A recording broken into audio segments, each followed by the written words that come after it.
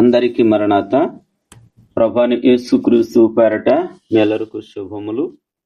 ఈరోజు ఆదివారము, అక్టోబర్ మాసము చివరి ఆదివారం కనుక ప్రతి వారు కూడా ఆరాధనకు వెళ్ళండి, దేవుని గణపరచండి, స్తుతించండి. దైవజనులు దేవదాసయ్య గారు చెప్పారు, ఆదివారం వేళ ఆరాధనకు వెళ్ళే వారికి 7 ఆశీర్వాదాలు ఉన్నాయన్నారు. కనుక ఈరోజు ప్రతి వారు కూడా దేవుని మందిరానికి వెళ్ళి ఆయనను ఆరాధించండి. రండి, దేవుని వాక్యం చదువుకుందాము. 100వ కీర్తనలు 4వ చరణము. కీర్తనలు పాడుచు ఆయన ఆవరణములో ప్రవేశించుడి. చదివిన వాక్యములో ప్రభు యొద్దకు మనము వెళుతున్నప్పుడు దేవుని ఆరాధన గురించి ఈ కీర్తన మనకు నేర్పుతుంది.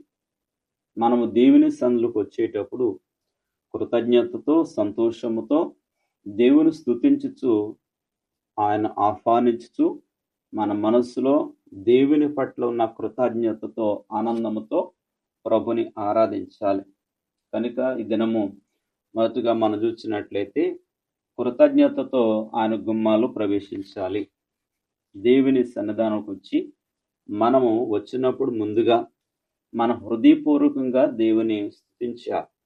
ఎందుకంటే ఆయన మనకు చేసిన ఉపకారము లేక దయ, ఆశీర్వాదాలు అంటే ఆయన చేసిన మేళ్ళన్నిటిని కూడా జ్ఞాపకం చేసుకుంటూ కృతజ్ఞతాస్తుతులు చెల్లించుకుంటూ దేవుని మందిరంలోనికి రావాలి.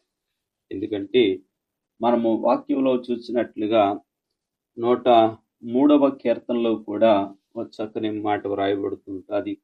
ఏమనంటే, నా ప్రాణమా యెహోవాను సన్నుతించము, ఆయన చేసిన ఉపకారములలో దేనిని మరవకము అన్నారు.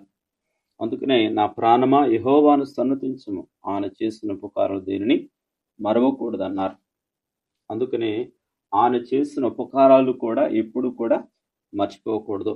అందుకే దేవదాసయ్య గారు దేవ సంస్థుతి అనే పాట చక్కగా వ్రాసారు. ఆ చరణమంతా కూడా మనం పాడుకుంటే అనేక కారణాల చేత మనం దేవుని స్తుతించవచ్చు. ఇంకా రెండవది ఏంటంటే, స్తుతించుచు ఆయన ఆవరణంలో ప్రవేశించాలి. మనం ఎక్కడికి వెళుతున్నామంటే మనం దేవుని సన్నిధానంలో ఉండేటప్పుడు ఆయనను మాత్రమే జ్ఞాపకం చేసుకోవాలి. కారణం ఎందుకంటే బైబిల్ గ్రంథము మనకు నేర్పుతున్న ఒక మంచి మాట ఏంటంటే, 147వ కీర్తన మనం చదివితే మొదటి వచనంలో యెహోవాను స్తుతించుడి, యెహోవాను స్తుతించుడి, మనము దేవునికి స్తోత్రగానము చేయట మంచిది అన్నారు. కనుక దేవునికి స్తోత్రగానము చేయటం అనేది చాలా గొప్ప పని అన్నమాట. అందుకనే ప్రతి వారు కూడా దేవుని మందిరానికి వెళ్ళి ఆయన గణపరచాలి. హెబ్రీ రాసిన పత్రిక 13వ అధ్యాయము 15వ వచనంలో చూసినట్లయితే, కాబట్టి ఆయన ద్వారా మనము దేవునికి ఎల్లప్పుడూ స్తుతియాగము చేయదము. ఎల్లప్పుడూ కూడా ఎలా చేయలేటని స్తుతియాగం ఎప్పుడు కూడా మనం చేస్తుండాలి.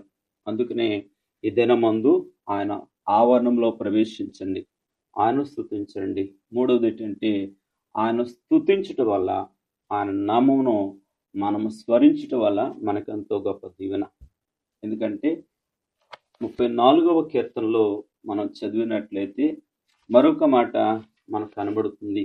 34వ కీర్తన 1వ వచనంలో, నేను ఎల్లప్పుడూ యెహోవాను సన్నుతించెదను, నిత్యము ఆయన కీర్తి నా నోట నుండును. ఎల్లప్పుడూ కూడా ఆయన నామము మన నోట్లో ఉండి ఎప్పుడు స్తుతించాలన్నమాట. అందుకనే ఫిలిప్పీ రాసిన పత్రికలో 4వ అధ్యాయం 4వ వచనం కూడా ఉంది, ప్రభును ఎల్లప్పుడూ ఆనందించాలట. ఎల్లప్పుడూ ఆనందించి స్తుతించాలి. అందుకని ఈరోజు మనము హృదయపూర్వకంగా ప్రతిరోజు ప్రార్థనతో ఆరంభించి కృతజ్ఞతా స్తుతి గీతాలతో పాడుతూ మనము రోజును ప్రవేశించాలి. ఈరోజు గొప్ప దీవెన పొందుకోవడానికి దేవుని మందిరానికి వెళ్ళండి, ఆయనను ఆరాధించి స్తుతించండి. అట్టి దీవెన ప్రభు మీ ಎಲ್ಲರಿಗೂ దయచేయునుగాక. ఆమేన్. ప్రేమగల మా తండ్రి, ఈ దినము అక్టోబర్ మాసంలో చివరి ఆదివారం మాకు ఇచ్చావు తండ్రి, మీకు వందనాలు. ఈ దినమంతా నీ సంధానికి వెళ్ళి ఆరాధించి స్తుతించే కృప దయచేయండి. ఎవరైతే ఆరాధిస్తున్నారో 7 ఆశీర్వాదాలు కూడా పొందుకుని నిన్ను ఘనపరచు స్తుతించి నీవిచ్చే ఆశీర్వాదాలు ప్రతి వారు పొందుకుని నేను వెంబడించగల కృప దయచేయి. ఆదివారం గనుక ఎవరికి ఏ దీవెన కావాలో ఆ దీవెన అందుకుని మరింత నేను స్తుతించే కృప దయచేయండి. ఈ నెలలో మరిన్ని కృపను బట్టి నాయన 4 వారాలు ఆరాధన జరిగించావు. ఈ రోజు కూడా ఆరాధన, ఈ 4వ ఆదివారపు వేళ ఆరాధన జరిగించే కృప ఇచ్చినందుకు వందనాలు స్తుతులు చెల్లిస్తూ ప్రతి వారు కూడా ఈ దినమందు సమస్త పనులలో తోడుగా ఉండి ఆరాధనలోకి ఏకీవించే మనస్సు ప్రతి ఒక్కరు దయచేయమని యేసునామమున వేడుకున్నాం తండ్రి, ఆమేన్. ప్రభు మిమ్మలను దీవించునుగాక, ఆమేన్. అందరికీ మరణాత. ఆరాధన చేతును అన్ని వేళలా, ఆత్మతో సత్యముతో ఆరాధింతును. ఆరాధన చేతును అన్ని వేళలా, ఆత్మతో సత్యముతో ఆరాధింతును. నా ప్రాణ ప్రియుడు యేసయ్యకు, నన్ను కన్న తండ్రి నా యేసుకు. నా ప్రాణ ప్రియుడు యేసయ్యకు, నన్ను కన్న తండ్రి నా యేసుకు.